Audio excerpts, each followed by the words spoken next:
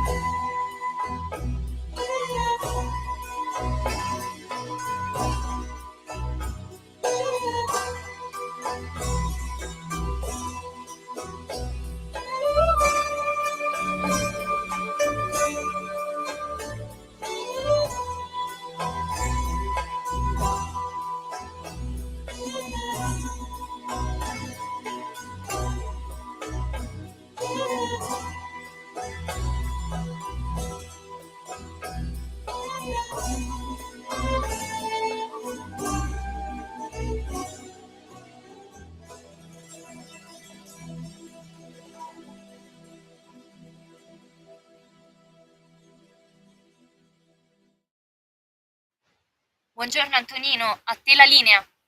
Grazie Natalia, ben trovata. Avete visto, siamo arrivati a Tiburtina, abbiamo fatto il cambio dei macchinisti in orario all'1, quindi salutiamo Simone, diamo il buon lavoro alla nostra Natalia, lì al banco comandi e alla regia sulle nostre magiche onde di Radio Libertà. Allora, le 13:16 minuti e 20 secondi, di che cosa parliamo? Del nuovo Cinema Den. Quest'anno nella nostra aria fritta, vabbè, nella nostra capitaneria di porto abbiamo uno spazio dedicato ai film che di solito in estate fa piacere vedere o che più che altro richiamano l'estate. E questo film, il film con cui noi apriamo la nostra saga è naturalmente Mediterraneo, questo film del 1991 di Gabriele Salvatores, e naturalmente conoscete tutti più o meno la trama del film, che vinse anche l'Oscar. Ci sono questo gruppo di soldati che viene mandato a Meghisti, che nella realtà esiste davvero, è l'isola di Castelrosso, che si trova a un paio di miglia dalla costa turca. Tra l'altro vengono mandati nel corso della guerra nel 1941 a fare una missione di osservazione e collegamento, poi per la morte del mulo Silvana, che è il mulo di Strazzabosco, uno di questi soldati, lui distrugge per la disperazione la radio e questi soldati restano fuori dal mondo, fuori dal conflitto bellico. Vivono una serie di avventure, conoscono la popolazione greca, fino a quando uno di loro, l'attendente Nino Farina, si innamora di Vassilissa, questa prostituta che fino ad allora è stata, diciamo così, come potremmo dire, appunto al servizio dei militari italiani, e lui alla fine si innamora di lei e Vassilissa smette di fare la prostituta. Arriva il momento del ritorno, arrivano gli inglesi a recuperare questi soldati italiani, perché poi un bel giorno atterra un aereo pilotato dal bravo Antonio Catania, almeno nel film. In realtà era pilotato da un comandante dell'Alitalia che si divertì a quanto pare a fare pure il cerchio della morte davanti a Salvatore e soci, e questo aereo insomma porta questo aviere da Catania fino a lì. Lui ha questa necessità di atterrare e scopre che da 3 anni questi soldati vivono sull'isola greca di Meghisti e hanno perso il contatto con le forze armate. Finalmente viene il momento di tornare, e però Nino, l'attendente, appunto interpretato dal bravissimo dal bravissimo Giuseppe Cederna, si chiude in un barile di olive e Diego Abbatantuono, il sergente Nicola Lorusso, quello che sembrava il più fascista di tutti, il più convinto di tutti, lo va a cercare. Natalia, mandiamo in onda questo spezzone del film, sentite il dialogo tra i due.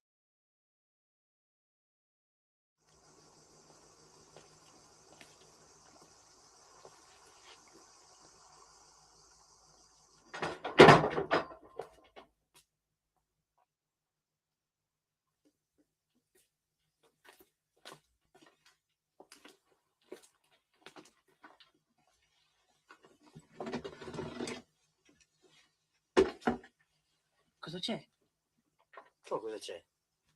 Cosa vuoi? Cos'è? Cosa c'è? Che c'è? Cosa c'è? Cos'è che vuoi che c'è? Andiamo, ci stanno aspettando. Salta fuori dalle olive e andiamo, dai. Io non vengo. Questa è la mia casa, io sono sposato, rimango qui io. Come rimani qui? Questi qua non ci aspettano, sono inglesi. Sei sposato, ma questo matrimonio in Italia non vale. Muoviti, andiamo, via. Per me vale moltissimo. Moltissimo. Vabbè, allora porta anche lei, ma andiamo, non ci aspettano. Ma dove? Dove? Non ho casa, non ho lavoro, non ho niente, sono solo. Perché dovrei partire? No! Tonino, sta cambiando tutto. C'è da rifare l'Italia, ricominciamo da zero. C'è grande confusione sotto il cielo, la situazione è eccellente. Dai, andiamo, costruiremo un grande bel paese per viverci. Te lo prometto. Ma dai, è anche il nostro dovere. Ma che dovere, Nicola? Lo hai detto anche tu. Ti ricordi? Si sono dimenticati di noi, ecco, io voglio dimenticarmi di loro. Rifare l'Italia, cambiare il mondo, io non ci credo, non sono capace, non so. Io rimango qui. In un barile di olive, su un'isola deserta. Questa sarebbe la tua dimensione. Nicola, io mi sento vivo per la prima volta qua, lo capisci questo? Vassilissa vuole aprire un ristorante. Lei ha bisogno di me.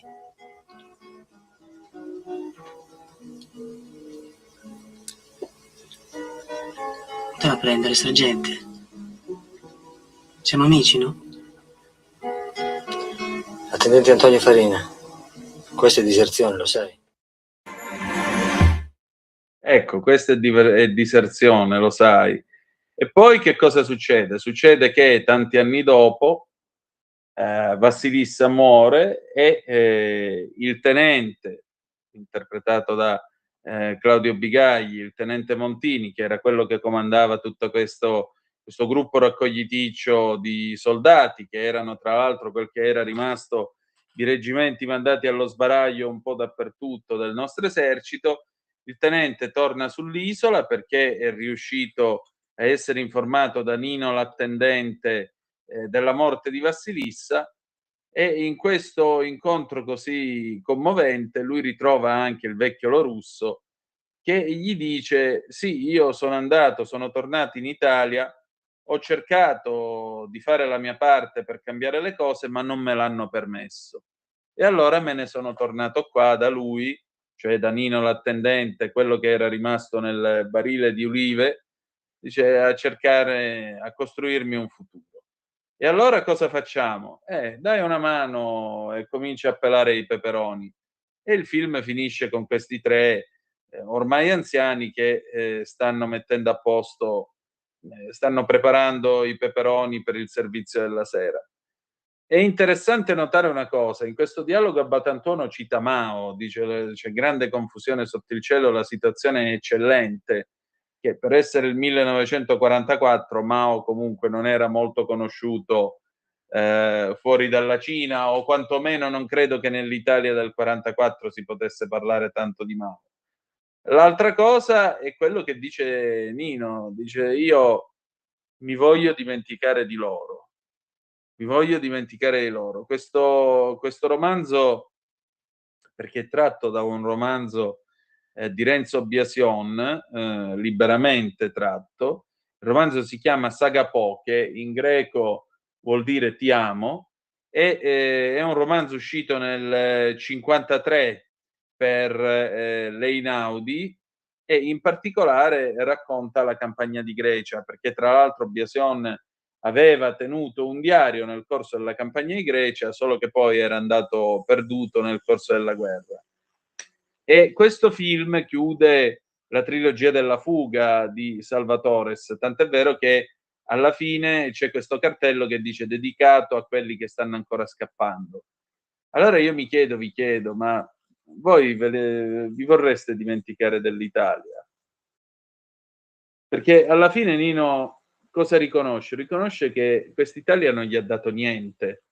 Dice, dov'è casa mia? Casa mia è qua dove sono sposato con la donna che amo, su quest'isola deserta al largo della Grecia, a 2 passi dalla Turchia, tra già e non ancora, mentre invece voi altri vi affannate perché avete l'idea di rifare l'Italia, quando invece non vi daranno la possibilità di cambiare un bel nulla. Chi di voi avrebbe fatto come Nino l'attendente, restando dentro il barile e non tornando in Italia? Questo mi incuriosisce.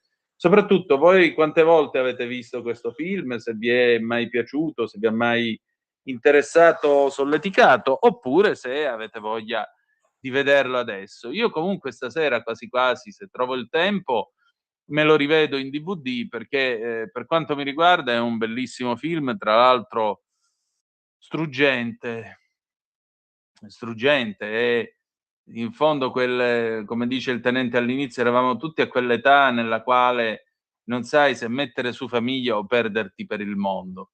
Ed è anche, se volete, una sorta di addio all'adolescenza, alla giovinezza, alle illusioni di quel tempo.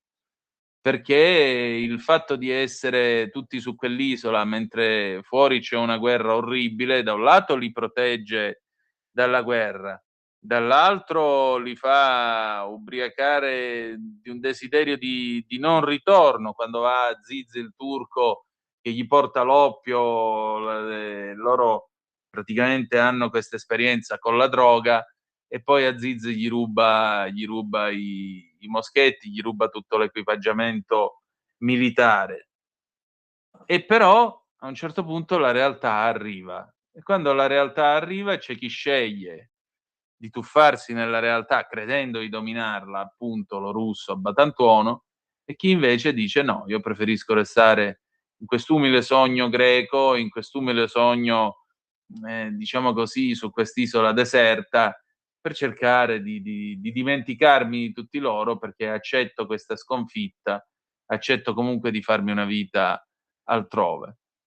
A me francamente questo film commuove sempre e tocca sempre qualche corda nell'animo. Non so dirvi se è la corda della nostalgia, forse perché è ambientato anche in Grecia, quindi ora poi è periodo dell'Odissea, quindi torna tutto il tema del nostos, no, il desiderio del ritorno. Però è un film delicato, è un film che si vede molto piacevolmente perché il giusto mix di tanti sentimenti, dall'ironia, dall'essere sanguigno di Abbatantuono, fino alla delicatezza di Nino, fino ai vari personaggi che animano tutta questa storia. Mediterraneo, ve lo suggerisco molto volentieri, di Gabriele Salvatores, vincitore tra l'altro del premio Oscar nel 1992, quindi film che ha meritato e non poco. Se avete tempo stasera rivedetevelo perché fa molto estate, ecco, fa molto estate. Poi se avete la fortuna di potervelo vedere all'aperto, meglio ancora. Io invidio quelli che si vanno a vedere i film nelle arene. Oddio, sono stato a vedere l'Odissea in un multisala con l'aria condizionata, con la poltrona VIP, però francamente avrei preferito una bella arena nel buio della sera come si faceva una volta, ma anche così diciamo che non c'è male. Le 13:28 minuti e 7 secondi, chiudiamo questo spazio appunto dedicato al nuovo Cinema Den, andiamo a vedere se ci sono delle notizie, degli aggiornamenti.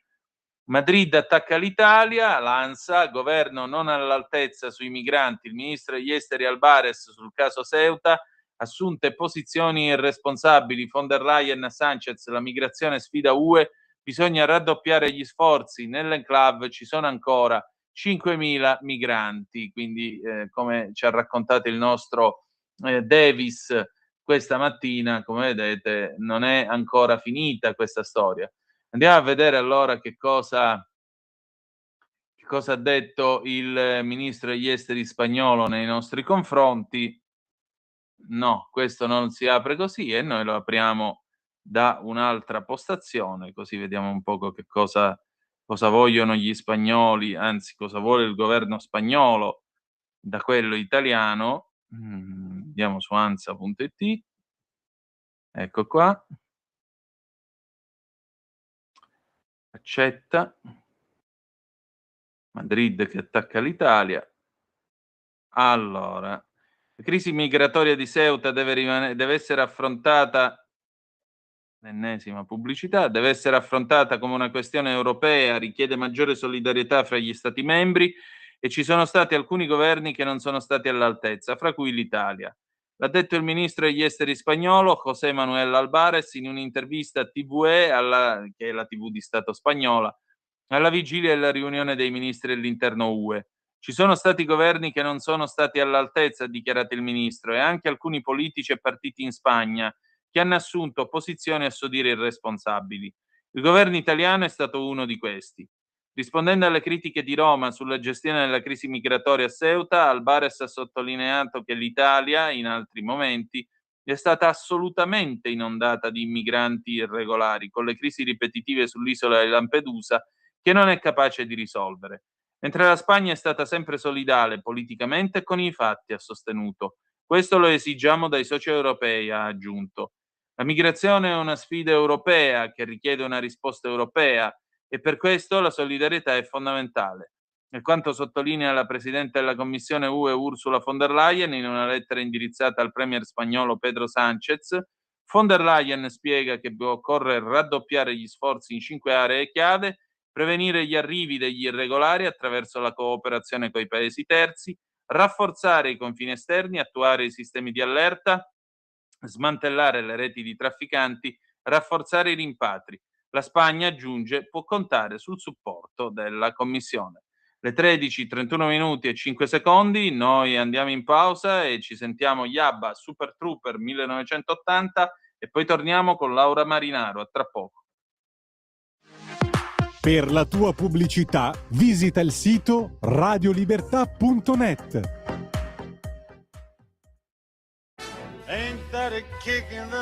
Ascolta i tuoi programmi preferiti, le notizie, la musica che ami e non solo. Con l'app di Radio Libertà puoi interagire con i conduttori, anche quando sei in movimento. Non aspettare, cerca Radio Libertà nello store del tuo smartphone o tablet e scarica l'app gratuitamente. Radio Libertà, tutta la radio con te.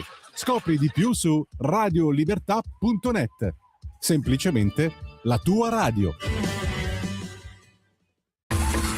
Ehi tu, non trovi più il segnale di Radio Libertà sulla tua radio DAB? Non disperarti, risintonizza. Sì, ma come? È facile, tasto menu, poi scegli il tasto corrispondente alla ricerca automatica dei canali, attendi qualche minuto e tutte le stazioni DAB della tua zona saranno disponibili. Stai ascoltando Radio Libertà, la tua voce libera, senza filtri né censura. La tua radio. Super Trooper beams are gonna blind me, but I won't feel blue like I always do, 'cause somewhere in the crowd there's you.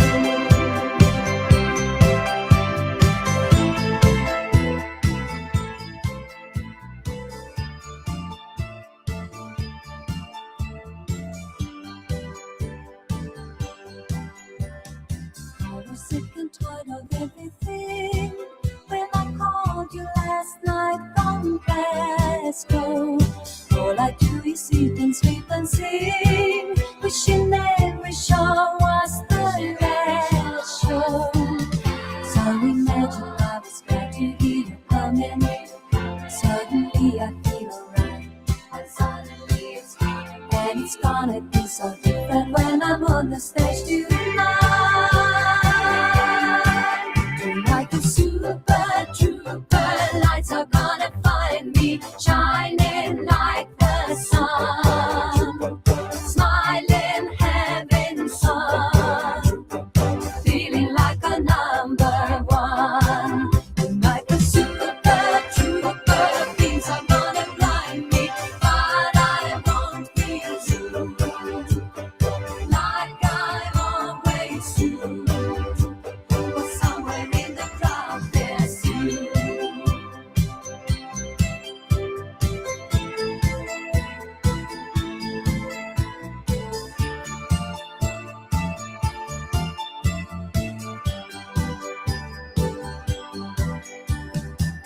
losing 20,000 of your friends. How can anyone be so lonely?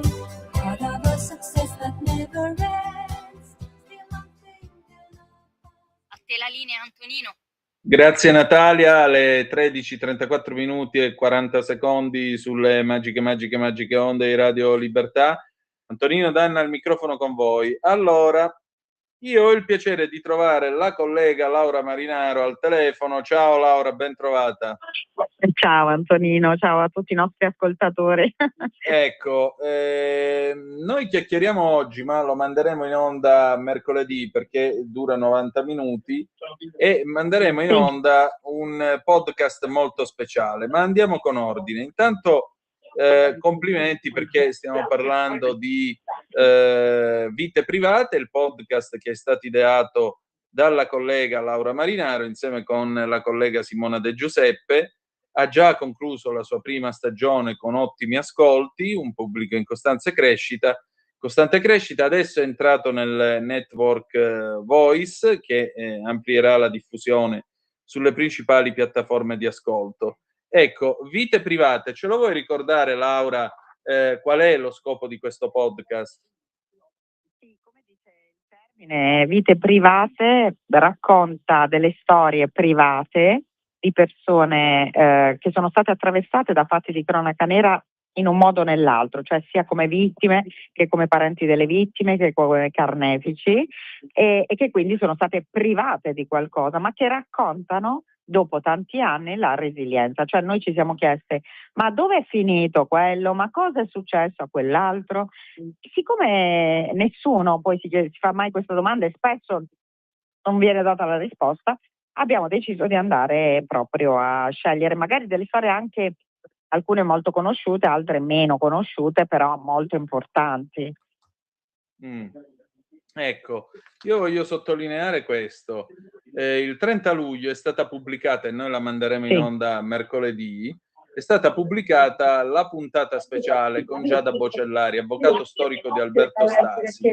Ovviamente si parlerà di Garlasco e si parlerà soprattutto del rapporto del difensore che naturalmente si trova in una situazione che non è soltanto professionale, immagino.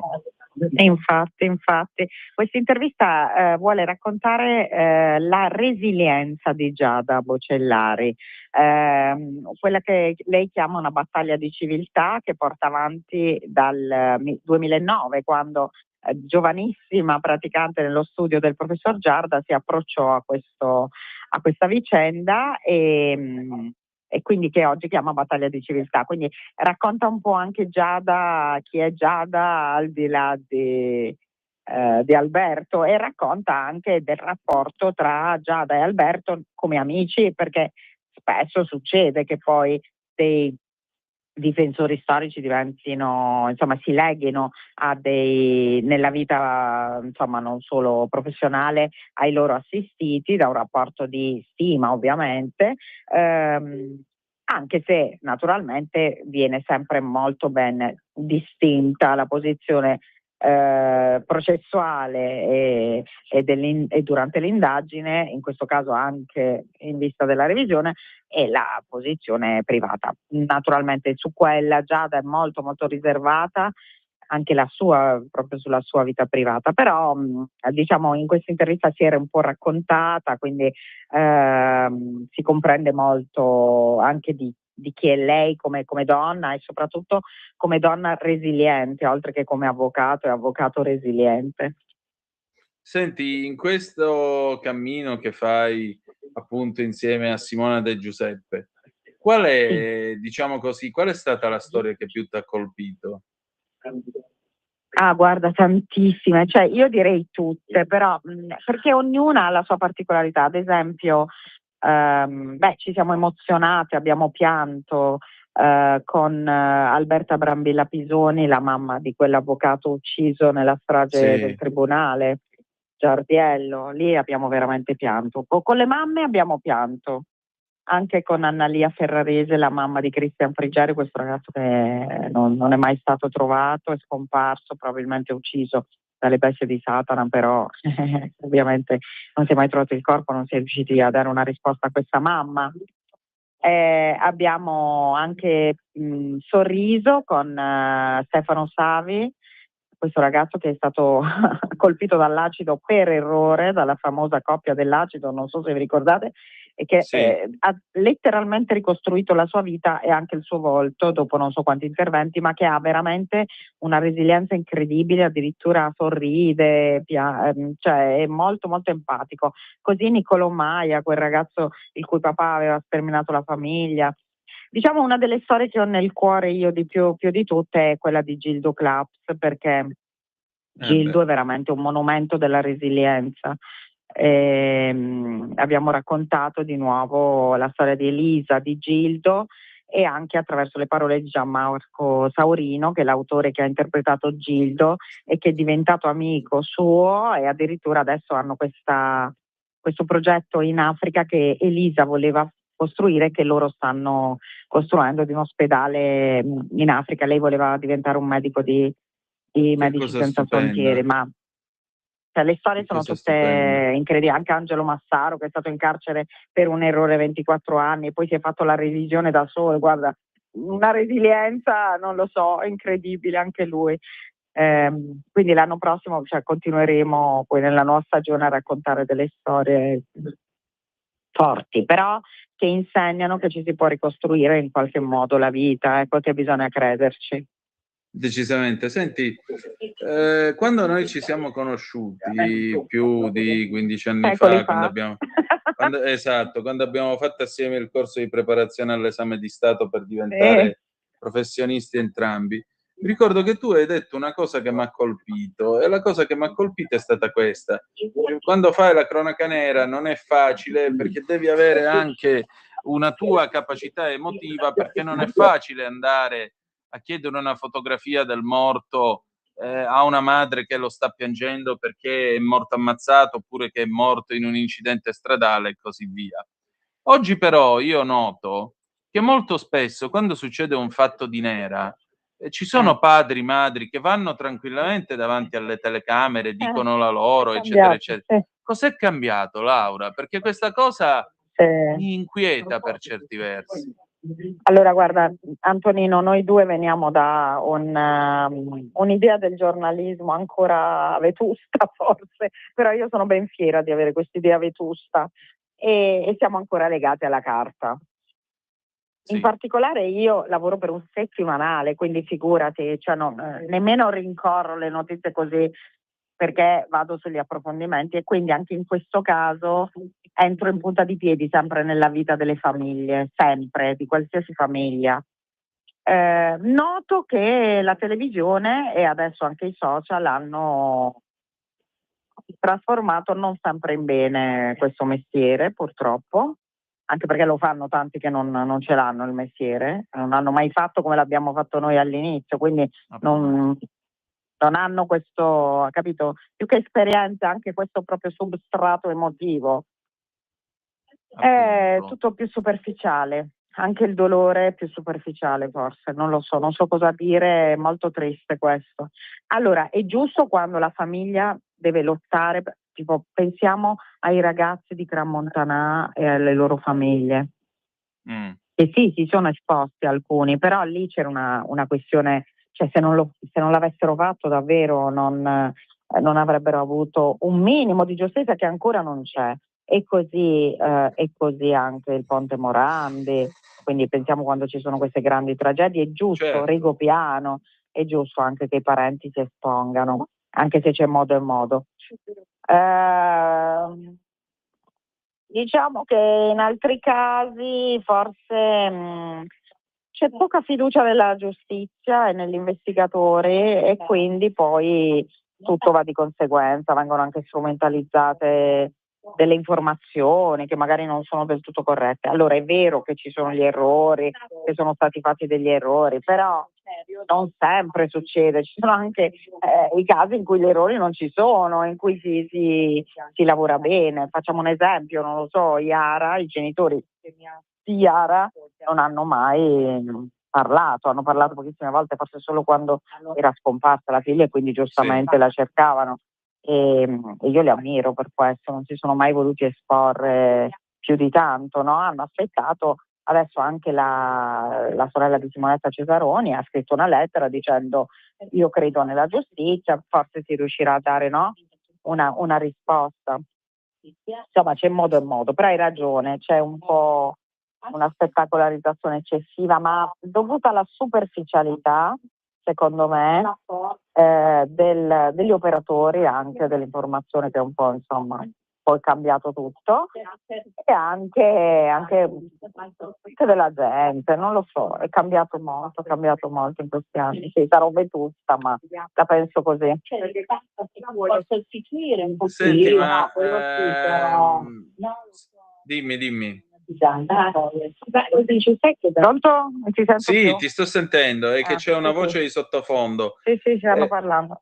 Ok, Senti, mi allontano. Senti, ma Sì. nel caso di Garlasco c'è un limite che è stato superato secondo te?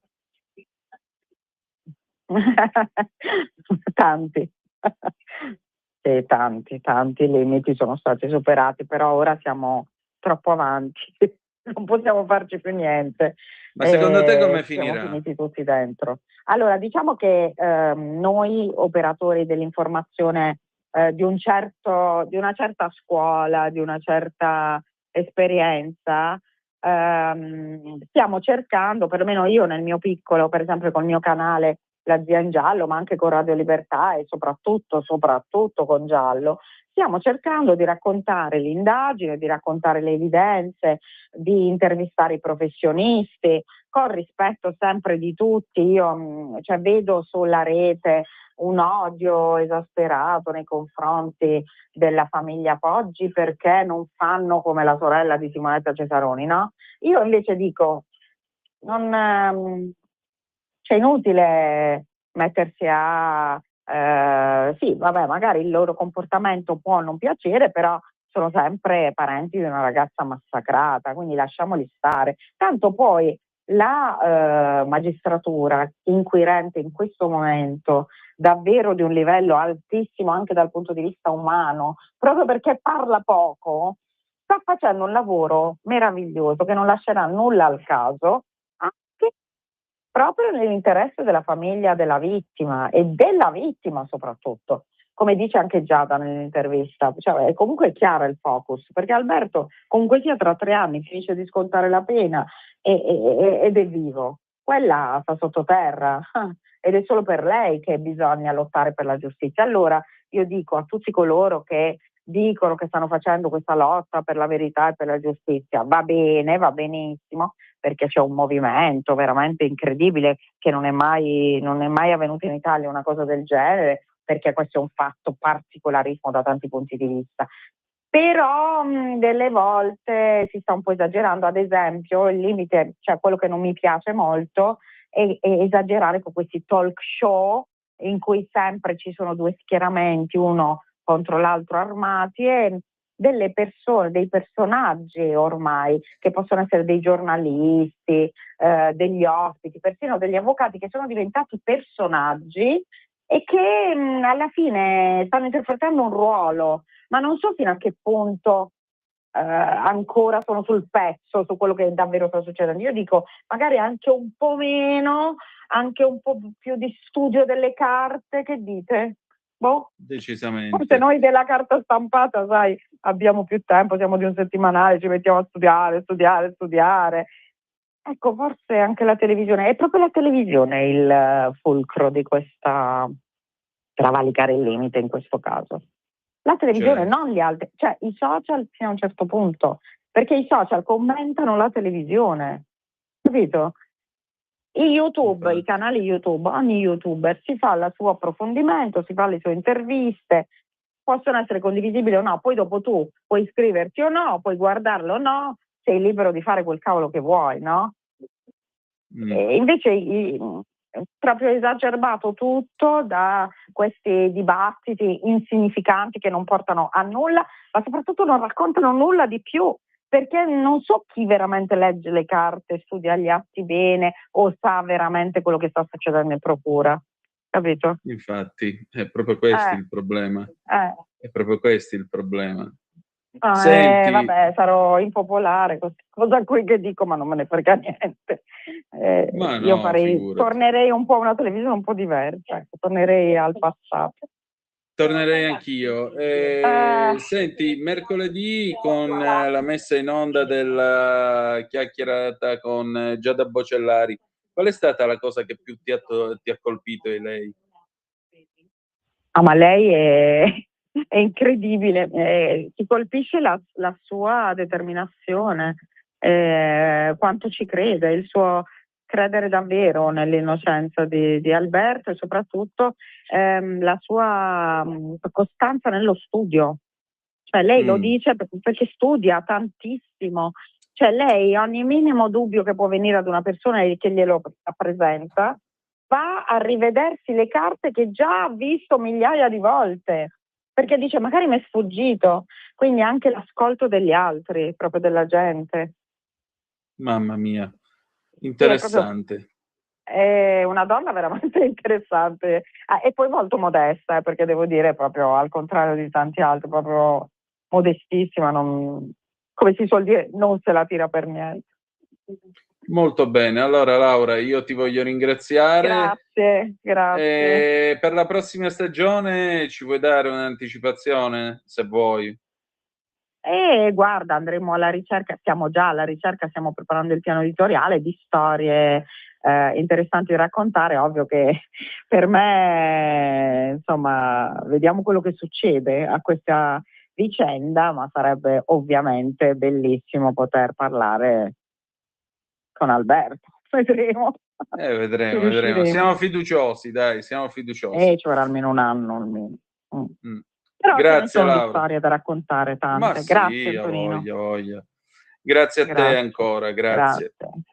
Allora, le 13:51 minuti e 25 secondi, noi ci stiamo avviando alla fine della nostra trasmissione, di questa prima puntata della nostra Capitaneria di Porto. Manderemo in onda appunto mercoledì il podcast dedicato alla chiacchierata tra Simona De Giuseppe, Laura Marinaro e Giada Bocellari, che è avvocato difensore storico di Alberto Stasi. Il telefono è sempre aperto, 0292947222, se volete essere dei nostri. Nel frattempo diamo una bella occhiatina all'ANSA, vediamo se c'è qualche altro aggiornamento alle 13:52. Se abbiamo zappe, Natalia, girale pure, che così vediamo chi è che ci scrive. Niente, c'è questa lite in pratica con la Spagna. Ecco, questa è invece vicino Roma, dice sempre l'ANSA, treno investe mucche e deraglia vicino Roma, nessun ferito. Vediamo un po' cosa c'è qui. Circolazione sospesa sul tratto della linea convenzionale Roma-Firenze, ritardi. Un treno è deragliato a circa 1 chilometro dalla stazione di Pianabella, nel comune di Montelibretti, lo riferiscono i vigili del fuoco. Secondo le prime informazioni, il deragliamento sarebbe stato causato dall'investimento di 2 mucche che si trovavano sui binari. A bordo del convoglio, rendono noti i pompieri, erano presenti circa 450 passeggeri, non ci sono feriti. Le ferrovie hanno predisposto l'invio di un secondo treno per consentire il trasbordo dei viaggiatori. Sulla linea Roma-Firenze convenzionale, dalle 5:10 la circolazione ferroviaria, informa il sito di Rete Ferroviaria Italiana, è sospesa tra Monterotondo e Fara Sabina per l'investimento di animali di grossa taglia da parte di un treno. Andiamo a vedere se c'è qualche aggiornamento su questa situazione. Andiamo su viaggiatreno.it e naturalmente vediamo che cosa sta accadendo, se c'è qualche novità aggiuntiva sulla cosa. Stiamo caricando Viaggiatreno, adesso vi dico io se c'è qualche aggiornamento. Allora, linea convenzionale Roma-Firenze, circolazione sospesa Monterotondo e Fara Sabina dalle 5:10, aggiornamento delle 13. La circolazione è ancora sospesa tra Monterotondo e Fara Sabina per l'investimento di animali sulla linea. I treni Euronight possono subire limitazioni di percorso. Treno Euronight oggetto di variazioni. Euronight 294 da Tiburtina a Tarvisio Boscoverde München Hauptbahnhof delle 9:33 di domani. Arriva alle 9:33 domani. Il treno oggi ha origine da Firenze Campomarte.